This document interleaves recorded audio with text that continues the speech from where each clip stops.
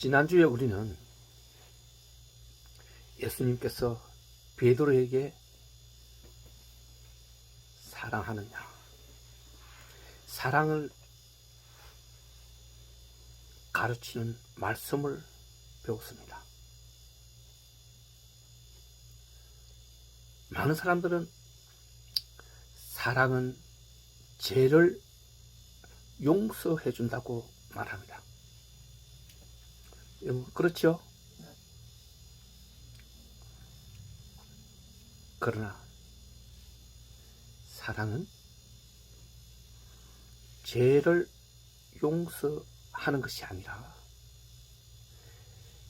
죄가 사랑이 되게, 죄를 융화시켜서 사랑으로 만들어가는, 이것이 진실한 사랑입니다.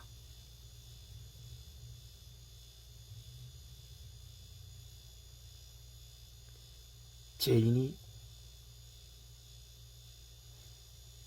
이러한 사랑을 할 수 있도록 사랑해 주는 것, 그것이 주님이 원하는 사랑이지요. 주님의 사랑은 어떤 사랑이었습니까? 주님이 원하는 사랑은 어떤 사랑이었습니까? 가난한 자에게 내 재산을 나눠주고 착한 일을 하고 그런 사랑이었습니까? 가장 큰 사랑은 그 영혼이, 그 사람의 본질이 원하는 걸 이루게 하는 것.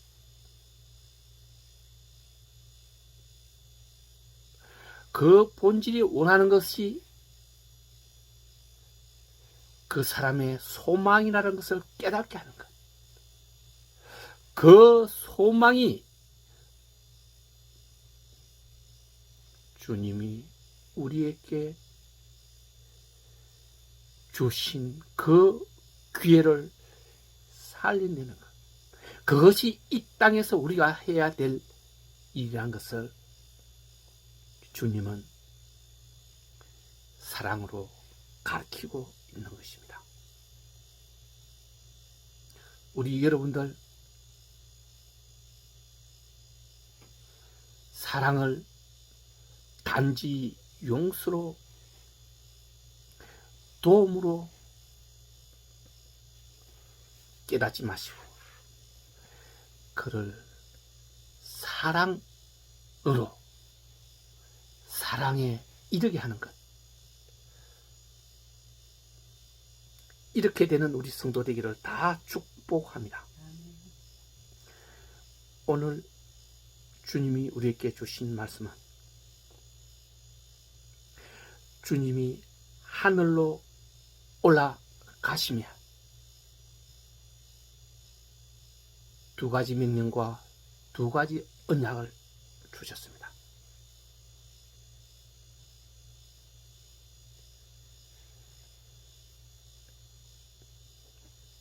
아버지께서 약속하신 위에서부터 내려오는 그 권능이 너희에게 임할 때까지 이 성을 떠나지 말라. 이 예루살렘을 떠나지 말고 그 아버지 약속하신 것이 임할 때까지 기다리라는 명령이었습니다. 또 하나는 본문에서 온 천하 만민에게 복음을 전하라고 하는 것입니다. 두 가지 약속은 무엇이었습니까? 믿고 세례를 받는 자는 구원을 얻으리라. 믿고 세례를 받는 것입니다. 믿는 것으로 구원을 얻는다는 뜻이 아니라 믿고 세례를 받는 것입니다. 그리고 또 하나는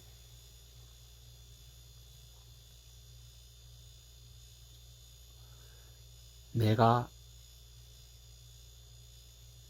올라가면 너희의 그할 처소를 예비하리라. 그할 처소가 예비되면 내가 다시 와서 너희로 나 있는 곳에 있게 하겠다고 약속하신 것입니다. 오늘 이 말씀으로 주님의 은혜를 받을 때 주님 음성을 체험하는 성도 여러분 다 되기를 원합니다.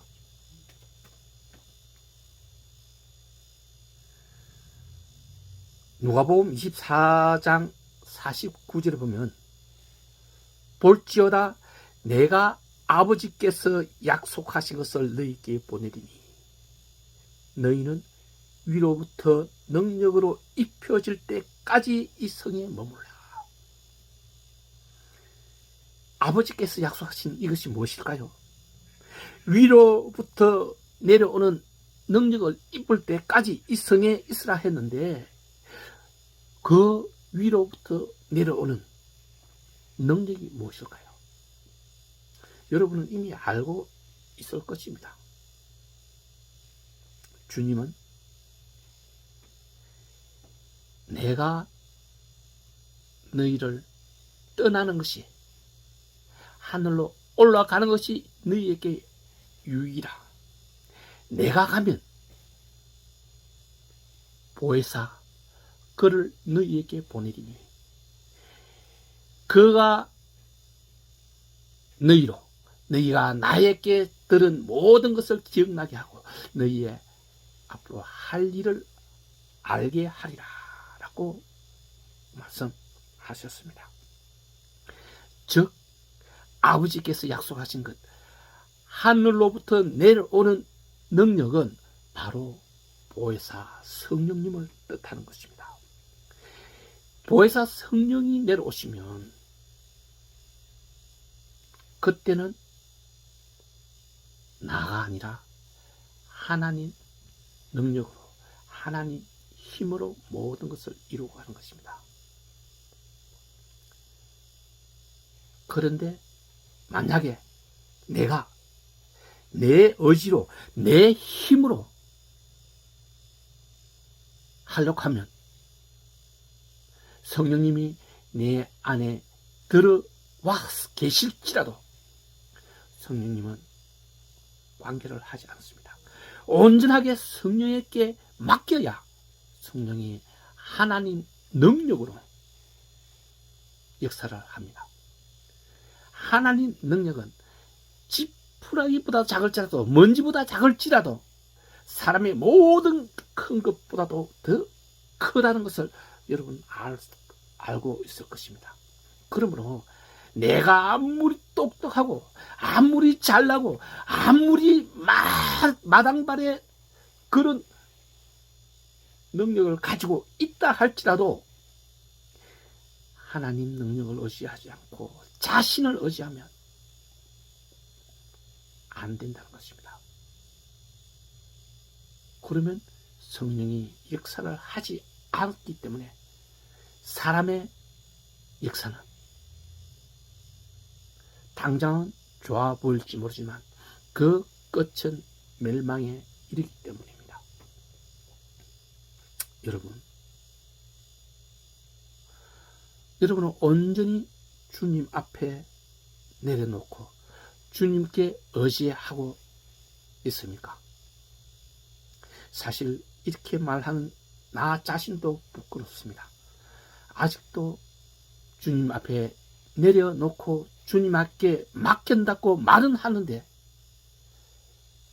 행동은 그렇게 하지 못하기 때문입니다. 믿음이 적다는 뜻이겠지요. 여러분 온전히 그리스도 예수를 믿는다면 내 의지로 내 힘으로가 아니라 성령의 힘으로 이루어 나가는 그런 일을 할 수 있도록 여러분이 노력하여야 합니다. 자아를 살리면 성령은 소멸합니다. 자아를 죽이고 성령의 말씀에 따르면 자아는 소멸합니다. 자아를 죽이십시오. 그것이 여러분이 내가 사는 길입니다. 그렇게 할 때 이 땅에 왔던 목적을, 소망을 이루게 되는 것입니다.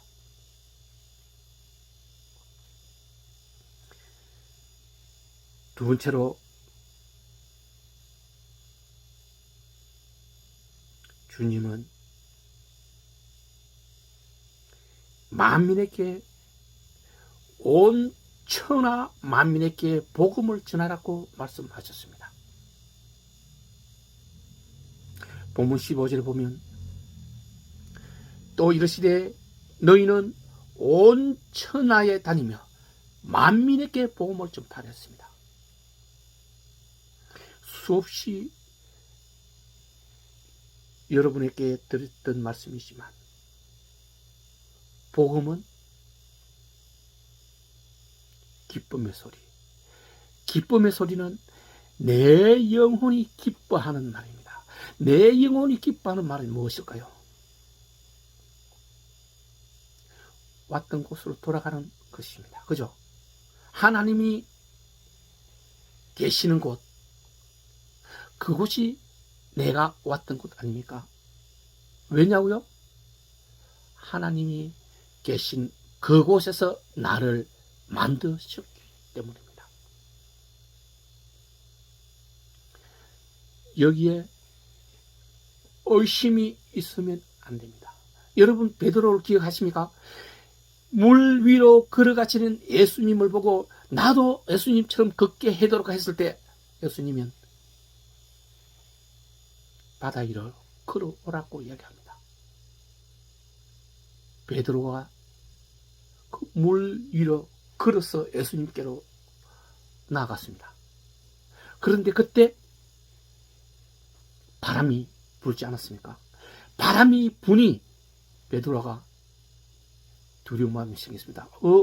이 바람이 나를 넘어뜨리면 어떻게 하지? 라는 두려움이 생기는 순간 베드로는 바다에 빠져들어갔습니다.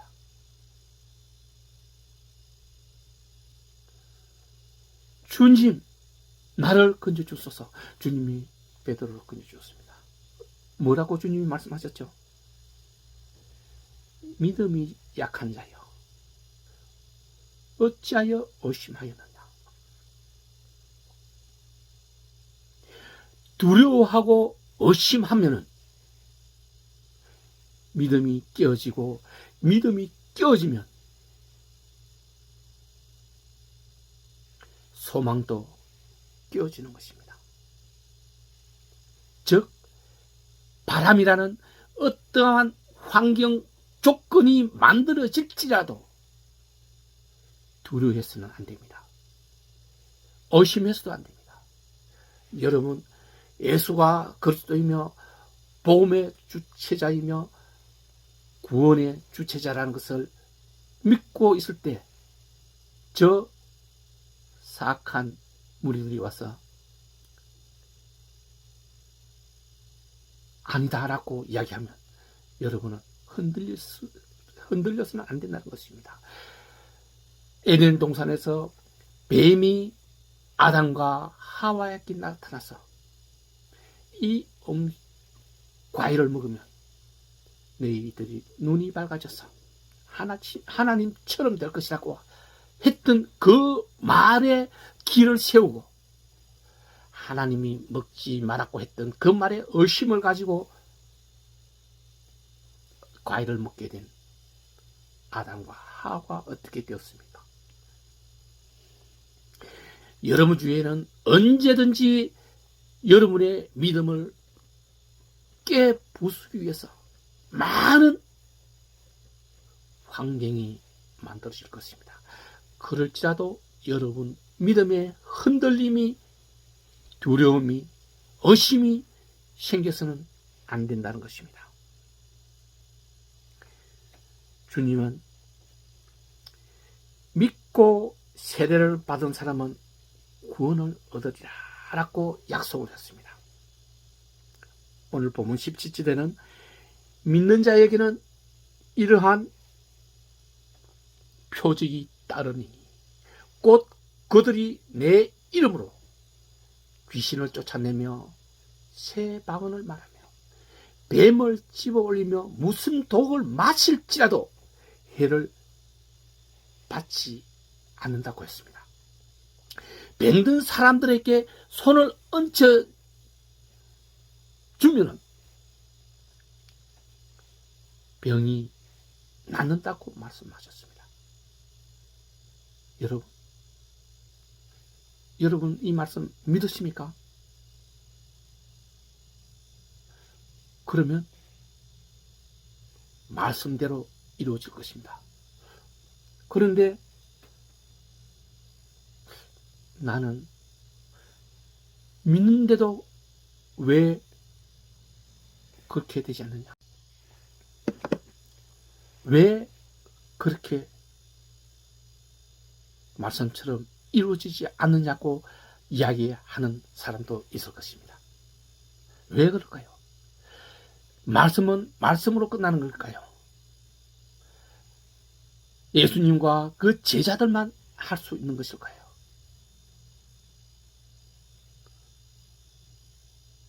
많은 사람들은 그 시절에만 그랬다고 이야기합니다. 아닙니다.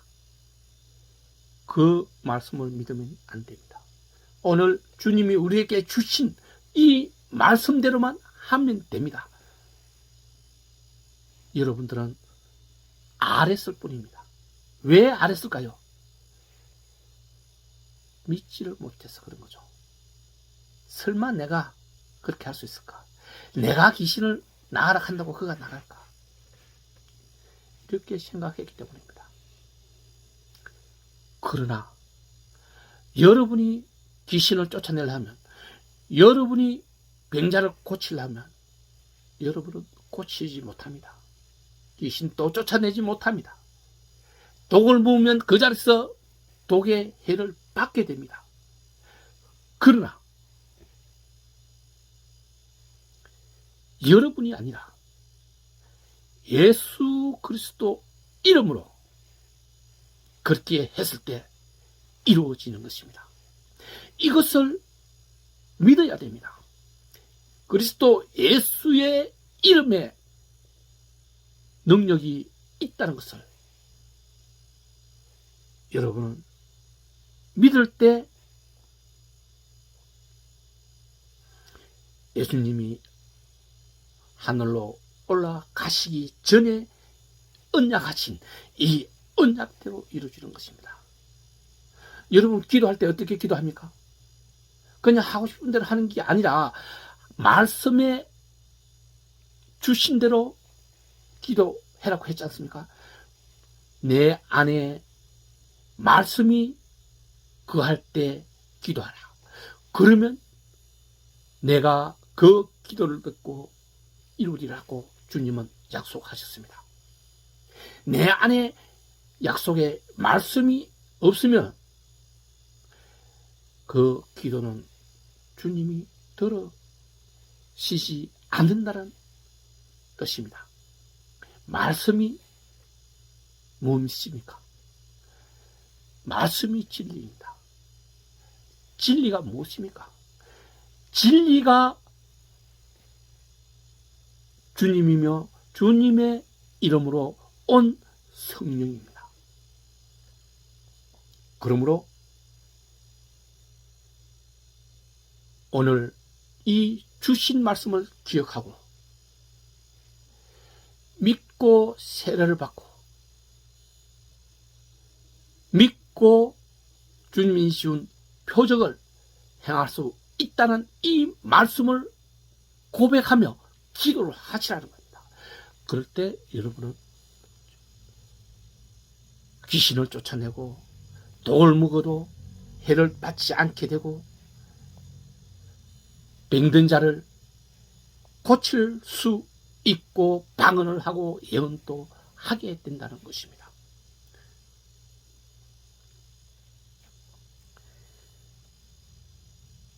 오늘 본문 17절에도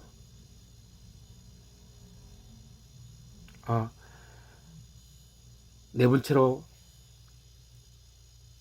주님은 하늘에 우리 처소를 예비하러 올라가신다고 언약하셨습니다. 요한복음 14장 2절로 3절에 보면 내 아버지 집에 거할 곳이 많도다. 그렇지 않으면 너희에게 일러서리라. 내가 너희를 위하여 처소를 예비하러 가노니 가서 너희를 위하여 거처를 예비하면 내가 다시 와서 너희를 내게로 영접하여 나 있는 곳에 너희도 있게 하리라 라고 말씀하셨습니다. 언약을 하신 것입니다.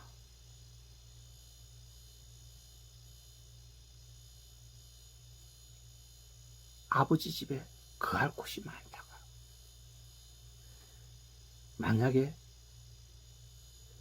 100명, 10,000명, 10만 명만 거할 수 있는 집이 있다면 그 숫자가 차고 나면 그 다음부터는 하늘나라에 갈 사람이 없어지겠지요. 그러나 하나님 나라에는, 아버지 집에는 그렇지 않다는 것을 말씀하고 있습니다. 만약에 그렇다면 선착순이라고 분명히 예수께서 말씀하셨을 텐데 말씀을 하지 않았다고 하는 것은 이 지구상에 있는 모든 사람들이 와도 부족하지 않다는 뜻입니다. 그런데 이 처소를 주님이 예비하신다고 했습니다. 지난번에도 말씀드린 바가 있지만 주님이 하늘나라에 우리의 처소를 어떻게 예비할까요?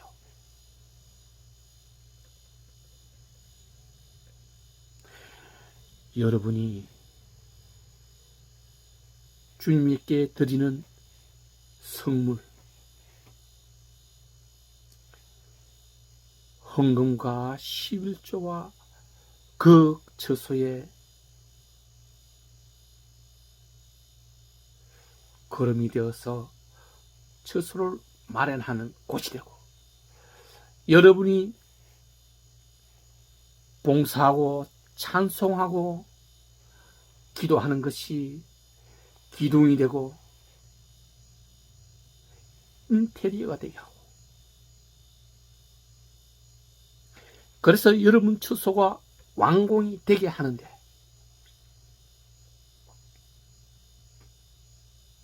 주님이 아직까지 우리에게 임하지 않고 계십니다. 오늘 본문에는 거처가 예비되면 오신다고 말씀하시지 않았습니까? 아직 처소가 예비되지 않았다라는 뜻으로 여러분은 이해할 수 있을 것입니다. 그러나 이 말씀을 잘 깨달아야 됩니다. 주님의 권능이 부족해서 처소를 다 예비하지 못한 것이 아니다. 주님은 우리가 올려주는 재료로 처소를 예비합니다. 우리의 기도가 부족했기 때문이고, 우리의 찬송이 부족했기 때문이고, 우리의 선행이 봉사가 부족했기 때문에 아직 완공을 못한 것입니다. 그것을 위해서 주님은 오래 참고 기다려 주시는 것입니다. 여러분은 스스로 생각해 보십시오. 나는 충분한 찬송을 드렸고 충분한 기도를 드렸고 충분한 선행을 했고 충분한 봉사를 했고 충분한 헌금과 또 11조도 했다고 판단하시는지요?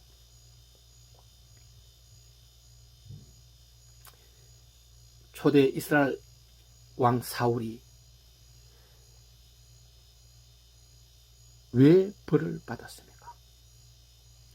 아말렉을 치고 대성공을 하고 나서 자기 이름으로 비석을 세웠지 않았습니까?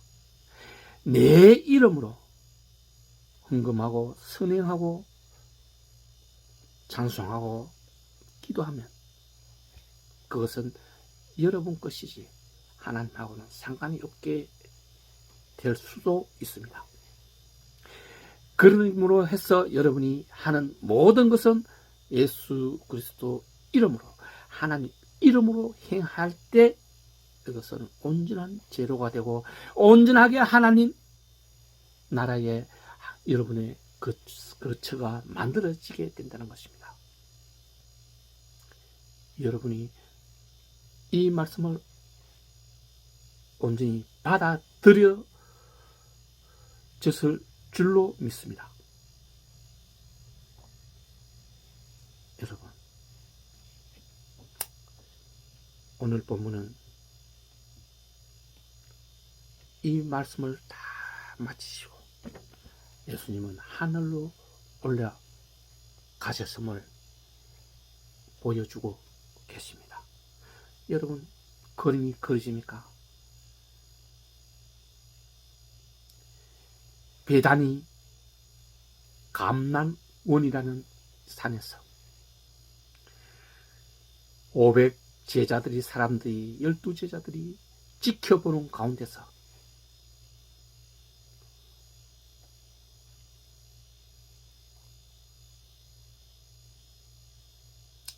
주님은 하늘로 올라가십니다. 누가복음 24장 50절 51절에 보면 예수께서 그들을 데리고 베다니 앞까지 나가서 손을 들어 그들에게 축복하시니 축복하실 때에 그들을 떠나 하늘로 올라가신다 라고 이야기하고 있습니다. 그 앞에 있는 사람들이 오늘 말씀을 듣는 여러분들입니다. 여러분들에게 주님은 축복을 하시고 하늘나라로 올라가십니다. 하늘나라로 올라갔다면 여러분 에녹을 생각하시고 또 엘리야를 생각할 수 있을 것입니다. 그들은 하늘로 올라간 것이 아니라 하늘에 들려 올라갔습니다. 스스로 올라갔다는 뜻이 아닙니다. 하나님께서 들어 올라가셨다는 것이죠. 예수님은 스스로 하늘로 올라가신 하나님이십니다. 그렇습니다. 하늘로 올라가신 그분은 바로 하나님의 독생자 하나님의 아들 예수 그리스도입니다. 부활하시고 육체를 가지고 하늘로 올라가신 이 메시아 그리스도를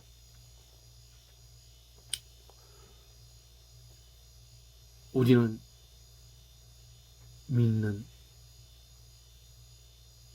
그리스도인입니다.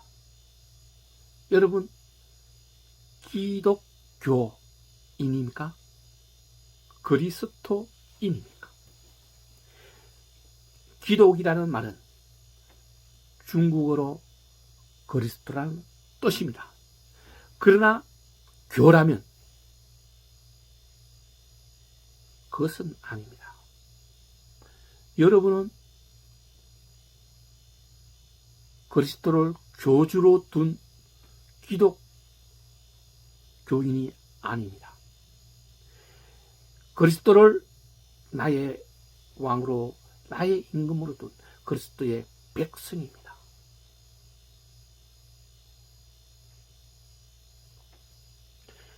오늘 주님이 여러분에게 온 세상 땅끝까지 모든 민족에게 복음을 전해주고 세례를 주라 하셨습니다. 그럴 때 그들은 구원을 얻는다고 말씀하셨습니다. 그런데 여러분, 복음을 전하겠는데 내가 세례를 주도 되나? 라고 반문하는 사람이 있을 것입니다. 지금 만약에 여러분 앞에 죽음 직전에 있는 그리스도 예수를 모르는 사람을 만났다면 어떻게 하시겠습니까? 예수 그리스도 하나님을 전해주고 나서 그대로 죽도록 내비두겠습니까? 아닙니다. 말씀은 세례를 받아야 구원을 얻는다고 오늘 본문은 분명히 말씀하고 있습니다. 그렇다면 그곳에 세례를 줄 수 있는 사람은 아무도 없다고 생각할 것입니다. 아닙니다. 여러분이 세례를 줄 수가 있습니다. 목사만 세례를 주는 것이 아닙니다. 세례는 목사가 주든 여러분이 주든 똑같은 세례입니다. 단지 맹심해야 될 것이 있습니다. 여러분 이름으로, 목사의 이름으로 세례를 주면 그것은 세례가 아닙니다. 세례는 누가 주든지 반드시 성부, 성자, 성령의 이름으로 주는 것이기 때문입니다. 사람이 주는 것이 아닙니다. 하나님, 그리스도 예수, 성령님의 이름으로 줄 때 여러분은 그 예수님의, 하나님의, 성령님의 대신하여 줄 뿐이고, 여러분은 세례의 주체자 절대로 아니다는 것을 깨닫고 주님의 이름으로 세례를 주는 것입니다. 자, 성부와 성자와 성령의 이름으로 내가 너희에게 세례를 주노니